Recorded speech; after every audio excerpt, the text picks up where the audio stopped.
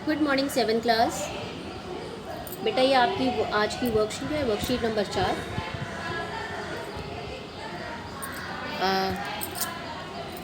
हम अपनी वर्कशीट कर रहे थे। हम अक्षांश और देशांतर के बारे में पढ़ रहे थे।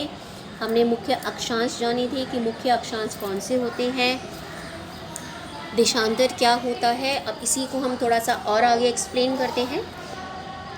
प्यारे विद्यार्थियों, आपने ग्लोब तथा मानचित्रों पर देश, महाद्वीप, महासागरों के अलावा कुछ खड़ी और कुछ आड़ी रेखाओं को भी देखा होगा।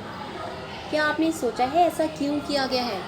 क्या आप बताएंगे मुझे? क्या आप सोच सकते हैं कि जो भी हमने ग्लोब और मानचित्र पर रेखाएं बनाई हैं, जैसे ये है रेखाएं, कुछ रेखाएं हमने ऐसे बनाई हैं, है ना? तो ये रेखाएं हमने क्यों बनाई हैं और क्या वास्तव में ऐसी कोई रेखा है? तो सबसे पहली बात आप ये याद रखेंगे कि ये जो हमने अक्षांश रेखाएं और देशांतर रेखाएं बनाई हैं, ये काल्पनिक रेखाएं हैं। काल्पनिक का मतलब पृथ्वी पर वास्तव में ऐसी कोई रेखा नहीं है और ये रेखाएं जो हैं, ये रेखाएं काल्पनिक हैं। हमने अपने पढ़ने के लिए, पृथ्वी को समझने के लिए, उसके हर पार्ट के बारे में जानने के लिए इन रेखाओं को बनाया है। ठीक है। अब ये जो काल्पनिक रेखाएं हैं, देखिए ये है अक्षांश, देशांतर। अक्षांश रेखाएं पहले भी मैंने आपको इसके बारे में पढ़ाया है। मान लीजिए ये आपकी पृथ्वी है। अब ये तो पूरा ही गोल है, आप एक बॉल को लेकर चल लीजिए। पृथ्वी का आकार बिल्कुल बॉल जैसा नहीं होता है। इसके बारे में मैंने आपको पहले भी बताया है कि पृथ्वी का आकार जो है उसको गोल नहीं कहते, उसे कहते हैं भू आब। इंग्लिश में बोलते हैं जियोइड। भू आब उसका है जो ऊपर उत्तरी ध्रुव जो और दक्षिण ध्रुव पर थोड़ा चपटी है। ठीक है। तो ये जो आपका पृथ्वी का जो ये आपका मॉडल है, प्रतिरूप है, इसमें हमने कुछ रेखाएं बनाई हैं। जैसे सबसे बड़ा है इधर ये, इसको जो पृथ्वी को दो बराबर भागों में बांटता है, दो आधे हिस्सों में बांटता है, और ये दक्षिण की तरफ दक्षिणी गोलार्ध और उत्तर की तरफ उत्तरी गोलार्ध, ये इस विषुवत रेखा से निर्मित होते हैं और ये 0 डिग्री पर है। ये ज़रूर याद रखना है हमें। 0 डिग्री के साथ आपने उत्तर और दक्षिण नहीं लगाना है, सिर्फ 0 डिग्री पर विषुवत रेखा है। ठीक है। इसके बाद इसमें और काफ़ी सारी लाइन 0 डिग्री से लेके यहाँ पर 90 डिग्री तक है। 90 डिग्री अब ये उत्तर और इधर 90 डिग्री दक्षिण। ठीक है ना। ये यहाँ तक 0 से लेके 90 तक, इधर ये 90 लाइन्स हैं और इधर भी 90 लाइन्स है। तो टोटल कितना हो गया? 180 किसकी संख्या है? अक्षांशों की। और इसमें हम कुछ महत्वपूर्ण अक्षांशों की बात करेंगे, आगे हम पढ़ेंगे। इसमें कुछ महत्वपूर्ण अक्षांश हैं। आप एक बात याद रखेंगे, ये जो अक्षांश आप पढ़ रहे हैं, ये जो अक्षांश हैं, ये जैसे जैसे उत्तरी ध्रुव या दक्षिणी ध्रुव की तरफ बढ़ते हैं, ये छोटे होते जाते हैं और ये समांतर रेखाएं हैं। समांतर रेखाएं अर्थात ये आपस में कभी नहीं मिलती। समांतर, ये ऐसे समांतर रेखाएं हैं। ठीक है ना। तो याद रखेंगे कि ये जो ये अक्षांश रेखाएं हैं, ये विषुवत रेखा के समांतर चलती हैं। जैसे जैसे उत्तरी ध्रुव और दक्षिण ध्रुव की तरफ बढ़ती हैं, इनका आकार छोटा होता रहता है। अब ये है देशांतर, उत्तरी ध्रुव और दक्षिणी ध्रुव को मिलाती हैं ये देशांतर रेखाएं, और ये सारी की सारी बराबर होती हैं। जैसे ये छोटी होती रहती है ना अक्षांश रेखाएं, देशांतर रेखाएं सारी की सारी बराबर होती हैं। ठीक है। और ये है ग्रिड। ग्रिड क्या होता है? जब आप अक्षांश और देशांतर दोनों को ड्रॉ कर लो, जब आप दोनों को ड्रॉ कर लेंगे तो ये आपका एक जाल जैसा बन जाएगा, जिसे कहते हैं ग्रिड। ये ग्रिड की आवश्यकता क्यों होती है, इसको भी हम आगे पढ़ेंगे। सबसे पहले हम अक्षांश और देशांतर में अंतर पढ़ लेते हैं।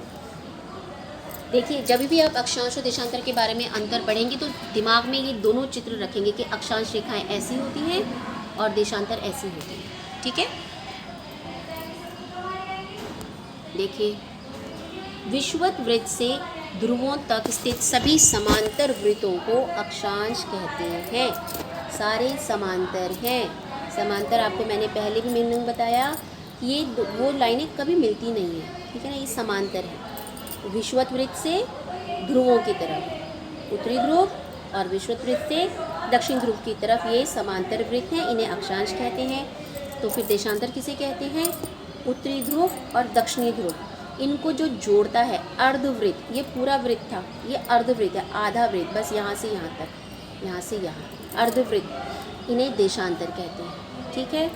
सबसे बड़ा अक्षांश विषुवत वृत्त, ये सबसे बड़ा जो 0 डिग्री पर होगा, ये अगर ये है तो ये सबसे बड़ा है जो 0 डिग्री पर है। इसको फिर से ड्रॉ करते हैं, ये है बिल्कुल बीच में।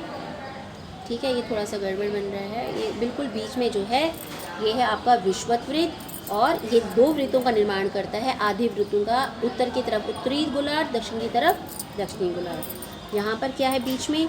यहाँ पर ये 0 डिग्री, 0 डिग्री प्रमुख यामोत्तर पृथ्वी को, ये जो 0 डिग्री है ये पूर्वी गोलार्ध और दक्षिणी पश्चिमी गोलार्ध में बांटता है। ठीक है, ये याद रहेगा। अगला, अक्षांश समांतर होते हैं, एक दूसरे से कभी नहीं मिलते, अभी मैंने आपको बताया है। दूसरा, देशांतर समांतर नहीं होते, और ये किसको मिलाते हैं? ध्रुवों को। यहाँ पर अभी हमने देखा उत्तरी ध्रुव और दक्षिणी ध्रुव को आधे गोले के रूप में मिलाते हैं। अक्षांशों का उपयोग ताप कटिबंध के निर्धारण में होता है। ताप कटिबंध अभी हम आगे पढ़ते हैं इसको, मतलब अलग अलग तापमान जहाँ पर होता है उनको अलग अलग हिस्सों में बांटा है। देशांतरों का उपयोग हम क्यों करते हैं? देशांतरों का उपयोग प्रमुख यामोत्तर के सापेक्ष स्थानीय समय, किसी भी स्थान के समय को निर्धारित करने में देशांतरों का प्रयोग किया जाता है। ठीक है, ये अक्षांश और देशांतर है। जब आप ये लिखेंगे तो आप ये चित्र भी बनाएंगे। ठीक, आगे देखेंगे ग्रिड। अक्षांश और देशांतर रेखाओं के बने जाल को ग्रिड कहते हैं, और इसका उपयोग किसी स्थान की वास्तविक स्थिति को जानने के लिए किया जाता है। ये मैंने आपको पहले भी बताया। देखिए, जब ये ग्रिड बन गया है तो जहाँ पर ये कट रही है ना लाइनें, एक दूसरे के साथ कोण बना रही हैं, है ना, ये जहाँ जहाँ पर कट रही है, यहाँ पे जो स्थान होगा, जितना अंश का यहाँ पर कोण बन रहा होगा, हम कहेंगे ये स्थान इतने डिग्री पर है।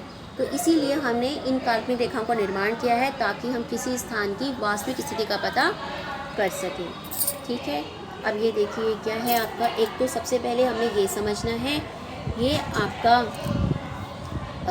अक्षांश रेखाएं हैं, जिसमें आपको प्रमुख अक्षांश रेखाएं, सबसे पहले 0 डिग्री, इसमें ना उत्तर लगेगा ना दक्षिण, बस 0 डिग्री। ये विषुवत वृत्त है, सबसे बड़ा वृत्त है, जो पृथ्वी को 2 बराबर भागों में बांटता है, उत्तरी गोलार्ध और दक्षिणी गोलार्ध का निर्माण करता है। दूसरा है आपका कर्क रेखा 23.5 डिग्री उत्तर, और मकर रेखा 23.5 डिग्री दक्षिण।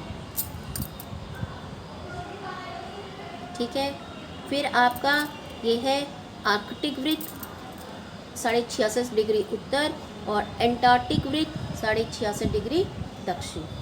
फिर 90 डिग्री पे उत्तरी ध्रुव, 90 डिग्री उत्तर पे उत्तरी ध्रुव, 90 डिग्री दक्षिण पे दक्षिणी ध्रुव।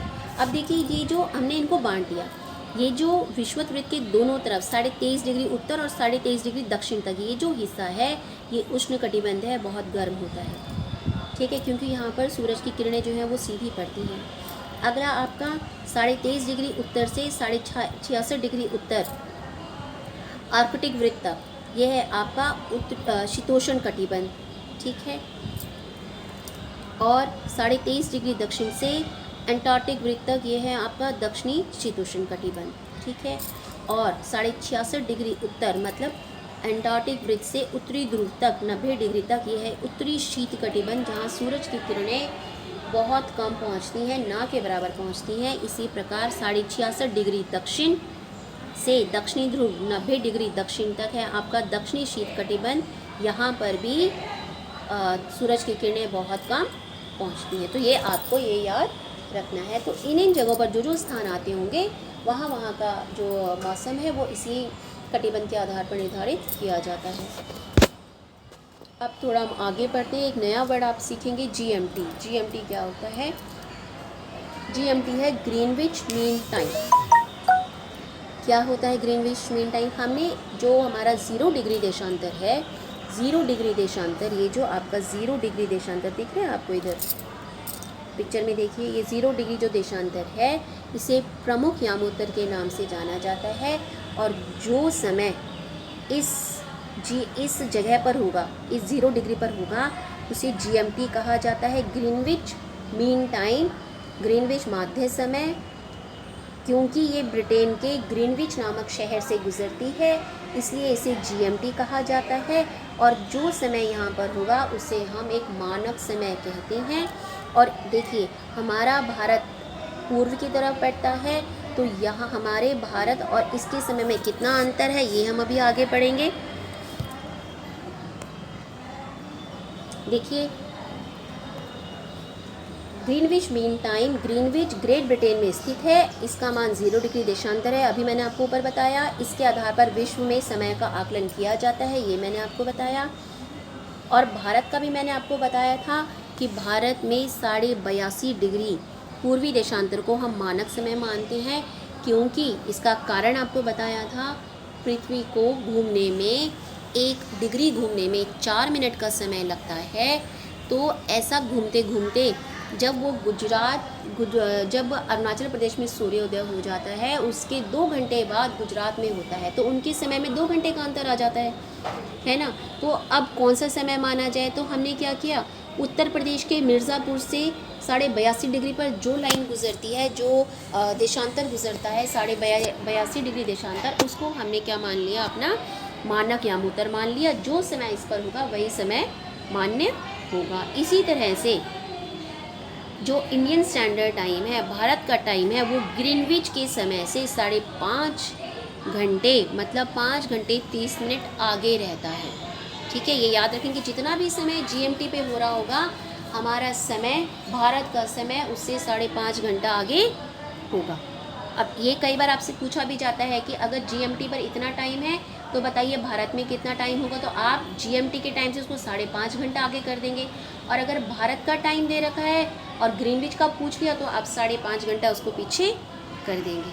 ठीक है, देखिए आपसे अगली एक्टिविटी पूछी गई है कि अगर भारत में 2 बज रहे हैं, दोपहर के 2, तो फिर ग्रीनविच पर कितना टाइम होगा। ठीक है, ये आप मुझे करके दिखाएंगे। ये आपकी वर्कशीट है। आपने एक ही वर्कशीट में काफ़ी सारी चीज़ें समझी हैं। बहुत ध्यान से पढ़ेंगे, एक एक चीज़ को पढ़ेंगे, एक एक डायग्राम को पढ़ेंगे। और ये वाला डायग्राम आपको बनाना है, एक तो अक्षांश वाला, एक देशांतर वाला, ये सब डायग्राम आप बनाएंगे। अक्षांश का भी, जिसमें प्रमुख अक्षांश दिखाएंगे, सेम ऐसा नहीं बनाएंगे, प्रमुख अक्षांश दिखा लेंगे, तो आपको डबल नहीं बनाना पड़ेगा। या फिर ये मत बना लीजिए देशांतर और ये ग्रिड का, जिसमें प्रमुख यामोत्तर आप दिखाएंगे।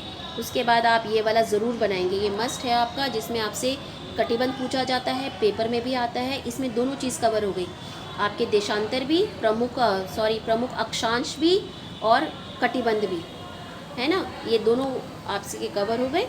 तो ये आपने करना है, ये आपका काम है। आप नीचे क्वेश्चंस देखते हैं, क्वेश्चन आपके कुछ नहीं है, एक्टिविटी आपको दे रखी है, तो आपका काम है ये चित्र बनाना और इनके बारे में लिखना। अक्षांश और देशांतर का आप अंतर लिखेंगे, ये आपने कॉपी में करना है। अक्षांश और देशांतर में अंतर, अक्षांश के आगे अक्षांश का पिक्चर, देशांतर के आगे देशांतर का पिक्चर। ग्रिड किसे कहते हैं, ये क्वेश्चन आप करेंगे। ग्रिड किसे कहते हैं, ये क्वेश्चन करना है और ग्रिड का पिक्चर बनाना है। फिर आप अगला क्वेश्चन, अगला ये करेंगे आप, कटिबंध किसे कहते हैं, ये सारे कटिबंध का पिक्चर बनाएंगे। प्रमुख अक्षांशों के नाम लिखेंगे, ठीक है, और ये पॉइंट सारे लिखेंगे आप, इम्पॉर्टेंट पॉइंट्स करके इनको आपने लिखना है। तो ये आपकी आज की वर्कशीट है।